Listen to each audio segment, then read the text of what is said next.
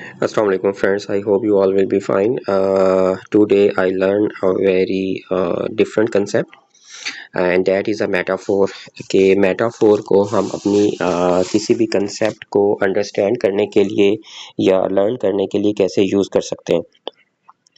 So उसको मैंने practically implement किया है और देखते हैं कि किस तरीके से हम उसको use कर सकते हैं with practical example. यहाँ पर मैंने चैट जीपीटी को यूज़ किया, उसको प्रॉम्प्ट लिखा I am learning artificial intelligence particularly chat gpt. So there is a concept of transformer. Can you explain this concept in metaphor for a master of science in nursing student to understand this concept in a better way? कि जो chat GPT है ना उसके पीछे जो technology use हो रही है वो ट्रांसफार्मर बेस्ड है.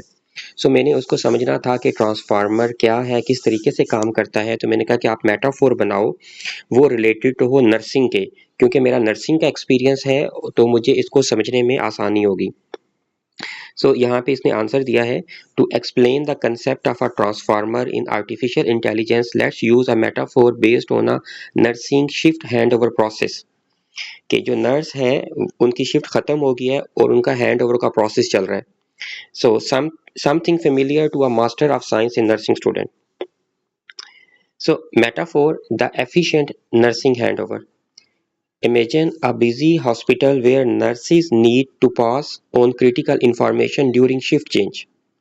Each nurse hand over patient detail to the next team. However, instead of going through every single detail sequentially, the nurses use a specialized system that allow them to focus on the most relevant and important detail for each other.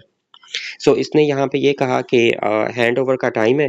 Nurse जो है patient की पूरी detail नहीं देती बल्कि वो specialise एक tool use करती है जो कि मोस्ट कॉमनली यूज़ होता है एस बार, जो कि हैंड ओवर के लिए यूज़ होता है, जिसके ऊपर स्पेसिफिक इंफॉर्मेशन होती है and which is important information and relevant information. Further अब इसने इसको किया है ये ब्रेक डाउन कि जो पेशेंट है ना, patient as a words, each patient in the ward represent a word in a sentence. Handover context as the sentence meaning. The overall context of the handover represent the meaning of the sentence. और nurse focus जो है यहाँ पे वो होगा self attention, कि each nurse जो है फोकस होना critical patient based on their current position, तो इसे कहते हैं self attention.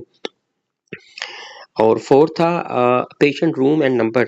This is called positional encoding, कि ये जो पेशेंट है वो कहाँ पर है.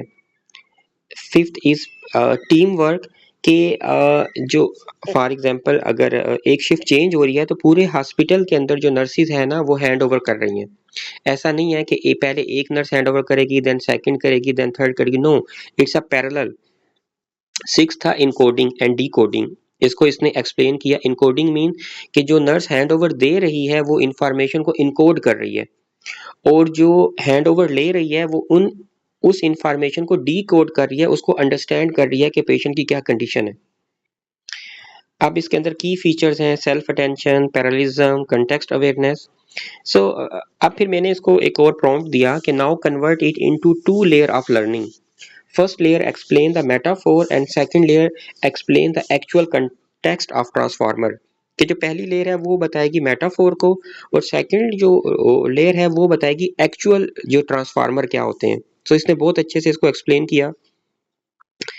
ये मेटाफोर तो उसने पहले वाले किया जो उसने ऊपर एक्सप्लेन किया था. सेकंड अब इसने नीचे एक्सप्लेन किया कि what is transformer, what is self attention mechanism, encoding क्या होती है, पोजिशनल इनकोडिंग क्या होती है, और डिकोडिंग क्या होती है, पैरेलल प्रोसेसिंग क्या होती है. Actually these are the concepts which are used in this transformer. फिर इसने बताया कि connection between the two layers. Then फिर मैंने इसको क्या कहा कि now convert this content into XML based OPML 2.0 format and do not trim the information. इसका मतलब ये था कि जितनी सारी इंफॉर्मेशन थी मैंने इसको कन्वर्ट करवाया है कंसेप्ट मैप में. इसने मुझे इसका पूरा कोड दे दिया है. अब मैंने यहाँ से इस कोड को कॉपी किया and I have an application. और अब इस एप्लीकेशन में मैं गया and I just paste the code here. और अब आप ये देखें कि मेरे पास ये पूरा कंसेप्ट मैप बन गया।